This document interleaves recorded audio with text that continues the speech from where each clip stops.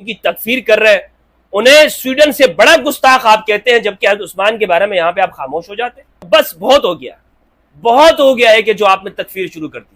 الحمدللہ رب العالمین والصلاة والسلام علی سید الانبیاء والمرسلین وآلہ الطیبین الطاہرین ومن والاه ورضی اللہ عن الصحابۃ من المہاجرین والانصار ومن تبعهم بإحسان الی یوم الدین۔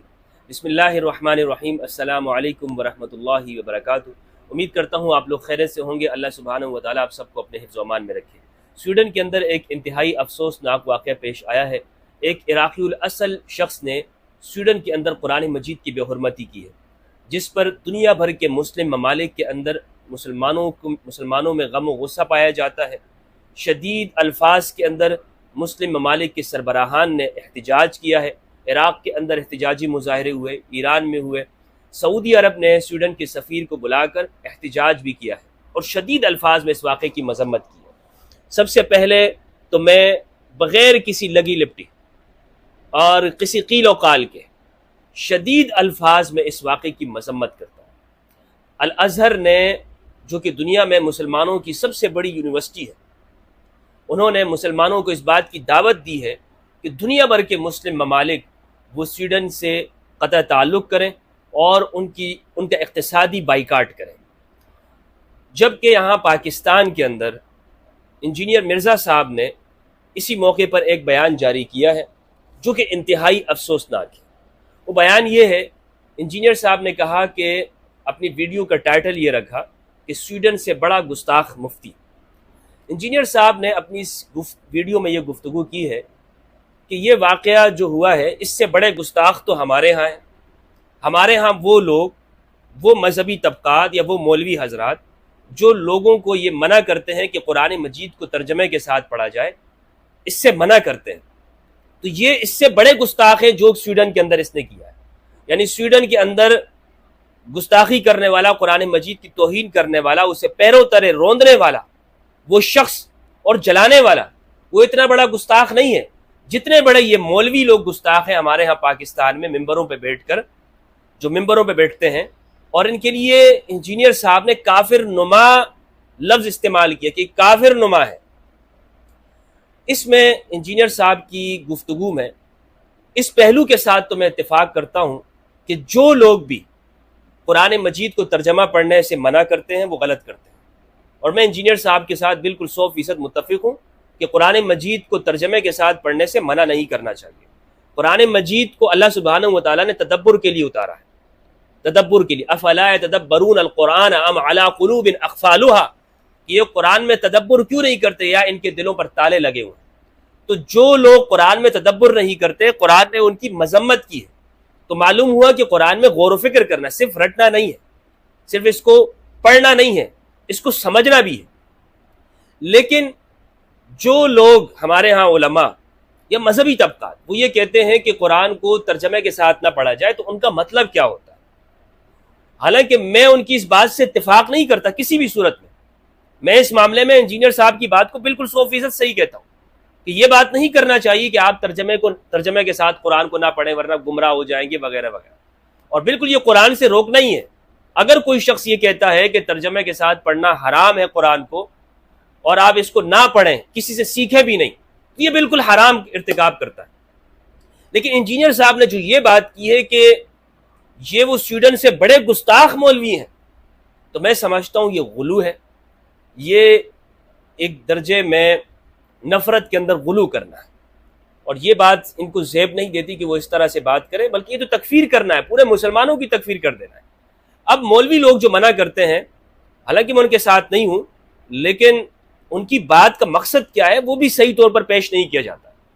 وہ یہ کہتے ہیں کہ کسی بھی فرقے کے مولوی سے آپ پوچھیں کہ مولوی صاحب میں قرآن کو خود سے سمجھنا چاہتا ہوں تو کیا میں سمجھوں، تو وہ کہیں گے کہ بھائی خود سے آپ نہیں سمجھ سکتے، آپ کسی استاد کے پاس بیٹھیں اور ترجمے کے ساتھ پڑھیں۔ تو وہ ترجمہ پڑھنے سے منع نہیں کرتے، ورنہ سب نے ترجمے لکھے ہوئے ہیں۔ اعلیٰ حضرت فاضل بریلوی رحمہ اللہ نے کنز الایمان لکھا ہے، مولانا شریف علی تھانوی رحمہ اللہ نے لکھا ہے، ہر مسلک کے مولوی نے قرآن مجید کا ترجمہ لکھا ہوا ہے۔ ہمارے استاد محترم علامہ غلام رسول سعیدی رحمہ اللہ نے علامہ سعید احمد کاظمی رحمہ اللہ ان کا ترجمہ نقل کیا ہے، تفسیر لکھی ہے، تفاسیر لکھی ہے قرآن مجید کی، شیعہ علماء نے لکھے ہیں قرآن مجید کے ترجمے۔ تو وہ یہ کہتے نہیں ہے کہ بھائی قرآن کو ترجمے کے ساتھ نہ پڑھو. ان کا منع کرنے کا مقصد یہ ہوتا ہے کہ کوئی بھی شخص اگر یہ کہے کہ میں اکیلا ایک جگہ پہ بیٹھ کر قرآن مجید میں تدبر کر لوں گا، ترجمہ کے ساتھ قرآن کو پڑھ کے میں قرآن کا عالم بن جاؤں گا اور پھر اس کو بیان بھی کرنا شروع کر دوں گا اور پھر یعنی ایک اسکالر کی ڈگری مجھے مل جائے، تو علماء اس چیز سے منع کرتے ہیں کہ آپ کو یہ مقام و مرتبہ حاصل نہیں ہوگا کہ آپ واعظ بھی کریں، آپ کسی جگہ پہ بیٹھ کر لوگوں میں قرآن مجید پڑھانا بھی شروع کر دیں اور اپنے سٹوڈنٹ بھی تیار کرنا شروع کر دیں. اس سے منع کرتے ہیں، ان کا مقصد یہی ہوتا ہے. اور ورنہ وہ قرآن کو ترجمہ پڑھنے سے منع نہیں کرتے کہ آپ قرآن مجید کو لیں اور اس کو پڑھیں اور ترجمہ کریں. بات سمجھ آئی آپ کو کس چیز سے وہ منع کرتے ہیں؟ یہ پوری اس پورے پس منظر سے جو میں نے آپ کے سامنے بیان کر دیا. ورنہ کون شخص ہے جو آپ کو یہ کہتا ہوگا کہ قرآن کو ترجمے کے ساتھ نہ پڑھو؟ اگر کوئی یہ شخص کہتا ہے تو واقعی وہ گستاخ ہے، لیکن ایسا کوئی بھی نہیں کہتا. اور جو بھی کہتا ہے اس کے کہنے کا مقصد یہ ہوتا ہے کہ بھائی آپ قرآن کو جو پڑھ رہے ہیں تو اس قرآن کو سمجھ کر آپ کو یہ مقام اور ڈگری حاصل نہیں ہو جاتی کہ آپ قرآن کے عالم اور جانکار ہو گئے. اب انجینئر صاحب تو سب کو پھکی دیتے ہیں. میں انجینئر صاحب آپ کو پورا انجیکشن دے رہا ہوں، آج تیار ہو جائیے آپ. اور وہ یہ ہے کہ اگر آپ یہ کہتے ہیں کہ یہ مولوی صاحبان جو فرقوں کے علماء ہیں یہ سارے قرآن مجید کے گستاخ ہیں، کیوں بلکہ اس سے بڑھ کر گستاخ ہے کہ جو سویڈن کے اندر یہ مرتدین کر رہے ہیں، اسلام کے دشمن کر رہے ہیں، قرآن کو جلا رہے ہیں، پیروں تلے روندے جا رہے ہیں، ان سے بڑے دشمن پاکستان اور ہندوستان کے اندر بیٹھے ہوئے یہ دیوبندی، بریلوی اور شیعہ اور اہل حدیث علماء ہیں کہ جو اپنے مسلک کے لوگوں کو قرآن مجید کو ترجمے کے ساتھ پڑھنے سے منع کرتے ہیں. اگر یہ ان گستاخان رسول سے، گستاخان قرآن سے بڑے ہوئے ہیں آپ کے نزدیک، تو پھر مجھے بتائیے آپ کی زبان حضرت عثمان رضی اللہ عنہ کے بارے میں کیوں خاموش ہو جائے گی؟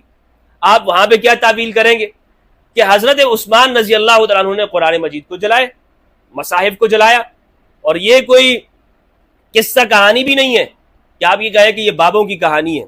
صحیح البخاری حدیث کا نمبر ہے 4987، 4987 کے اندر یہ روایت موجود ہے. صحیح البخاری، آپ بہت بخاری کرتے ہیں.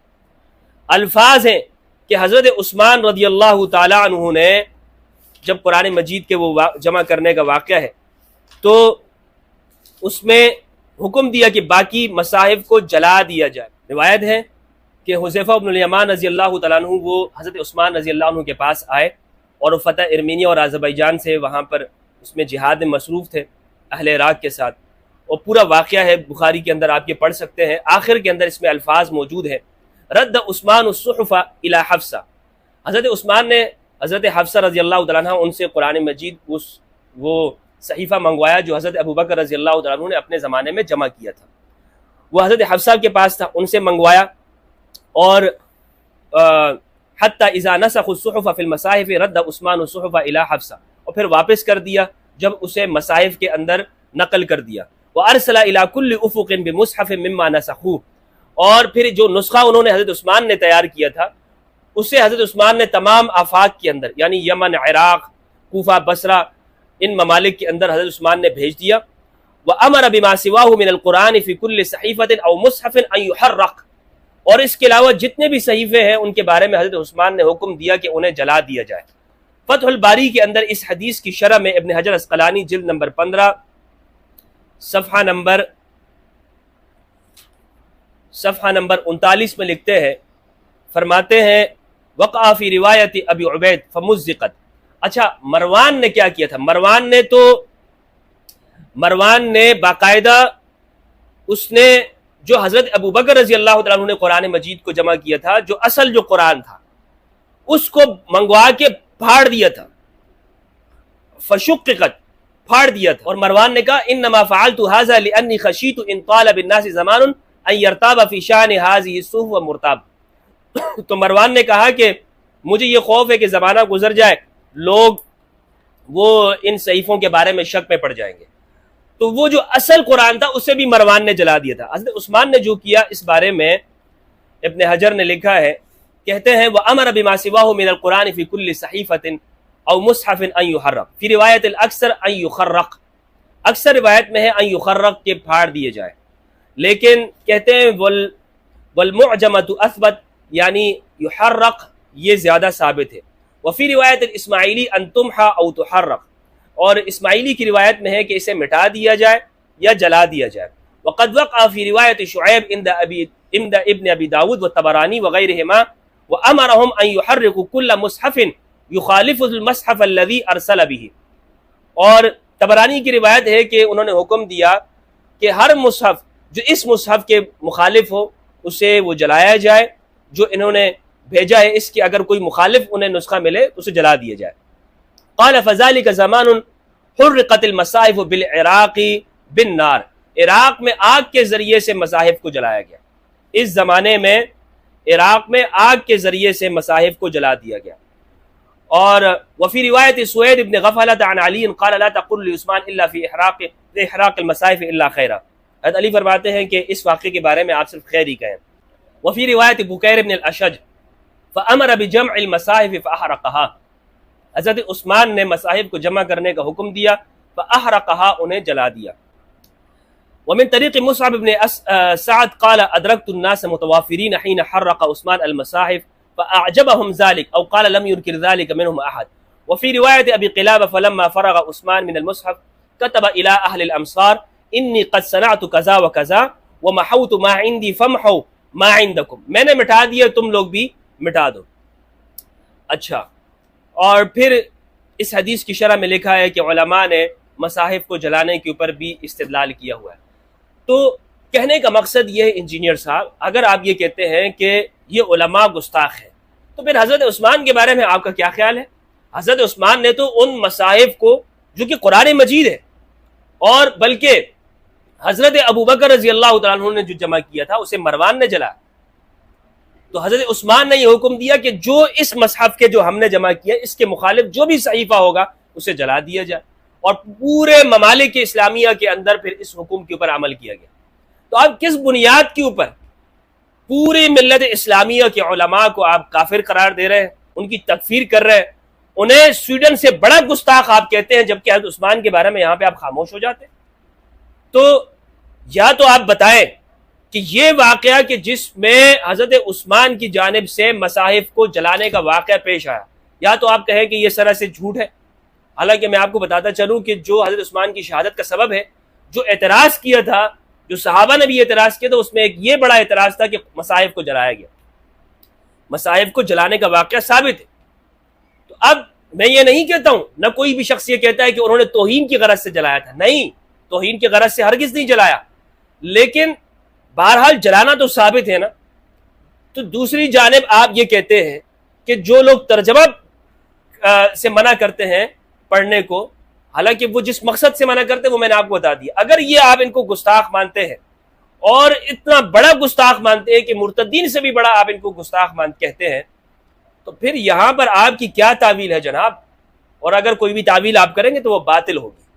تو لہٰذا میں یہ کہنا چاہتا ہوں کہ کسی کی نفرت کے اندر اس کو ذہن پہ سوار نہیں کرنا چاہیے، اس میں غلو نہیں کرنا چاہیے. اور امت مسلمہ کی اکثریت کی جو آپ فرقوں کی تکفیر کر رہے ہیں، انہیں مشرک کہہ رہے ہیں، یہ رویہ خوارج کا رویہ. اور اس پہ میں پہلے بھی گفتگو کر چکا ہوں کہ امت مسلمہ کے نوجوانوں کو انہیں اس جانب آپ لے کے آ رہے ہیں. بس بہت ہو گیا ہے کہ جو آپ نے تکفیر شروع کر دی. ہم یہ سمجھتے تھے کہ آپ اہل البیت علیہ السلام کا وہ ان کا دفاع کریں، بنو امیہ کے اوپر آپ بات کریں گے، لیکن آپ تو امت مسلمہ کی اکثریت کو گستاخ اور کافر بنا رہے ہیں. آپ تو مرتدین سے زیادہ ان کو آپ کہہ رہے ہیں کہ یہ لوگ یہ گنہگار ہے، قرآن مجید کے گستاخ ہے. یہ کوئی حد ہے؟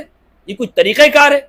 اختلاف ہوگا آپ کا علماء سے، ٹھیک ہے، اختلاف کیجئے، لیکن اتنا بڑا واقعہ ہوا ہے کہ جس پہ پوری امت اسلامیہ، سارے مسلمان ممالک کے لوگ وہ سراپا احتجاج ہیں. آپ کی زبان سے اس کے بارے میں ایک لفظ نہیں نکلا. پہلے بھی نپر شرما نے جو حرکت کی نبی صلی اللہ علیہ وآلہ وسلم کی گستاخی کی، تو آپ گستاخان رسول کے ساتھ کھڑے تھے، آپ مرتدین و ملحدین کے ساتھ کھڑے تھے. اور سویڈن میں پہلے بھی یہ واقعہ ہوا، آپ اس موقع پر بھی آپ گستاخوں کے ساتھ کھڑے. اور اب جو اس عراقی شخص نے یہ کام کیا سویڈن کے اندر، آپ نے ویڈیو بیان جاری کیا اور 1 گھنٹہ آپ امت مسلمہ کے علماء کی تکفیر کر رہے ہیں.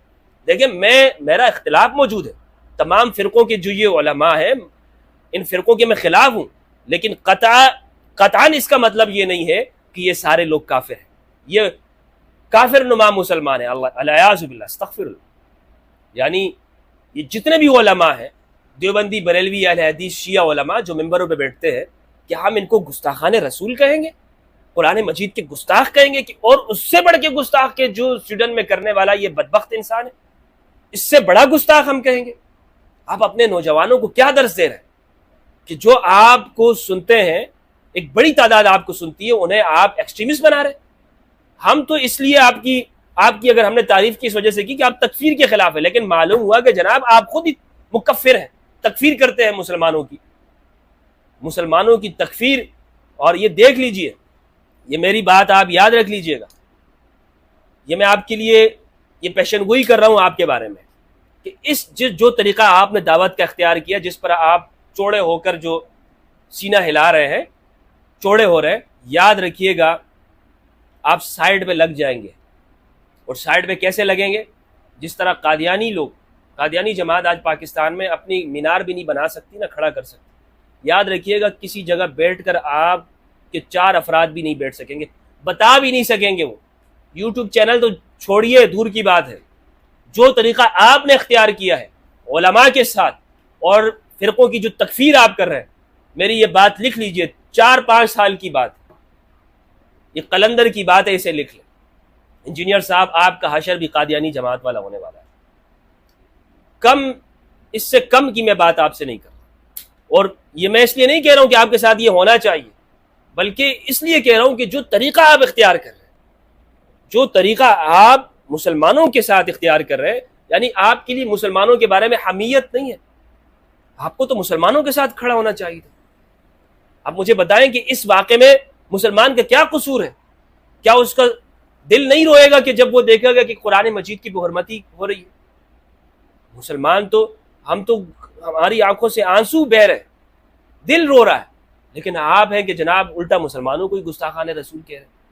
یہ میری آپ سے گزارش بھی تھی، اور جتنا میں نے آپ سے کہنا تھا میں آپ سے گفتگو کر چکا ہوں اس سے پہلے بھی میں، اور مجھے معلوم ہے، صرف ایک لفظ اور میں آپ سے کہوں گا کہ اللہ کے لیے جو شخص جھکتا ہے اللہ اس کو بلند رکھتا ہے، اور جس جگہ پہ بھی، جس دعوت کے اندر، جس داعی کے اندر تکبر آ جاتا ہے، اس کے سر میں سریہ لگ جاتا ہے، تو وہ گردن جھک جاتی ہے۔ دعوت کے کام میں تکبر نہیں ہونا چاہیے، اور انا نہیں آنی چاہیے۔ اللہ سبحانہ و تعالیٰ سے دعا ہے کہ پروردگار ہم سب کو قرآن مجید میں تدبر کرنے اور اہل بیت علیہ السلام کی معرفت عطا فرمائے۔ السلام علیکم ورحمۃ اللہ وبرکاتہ۔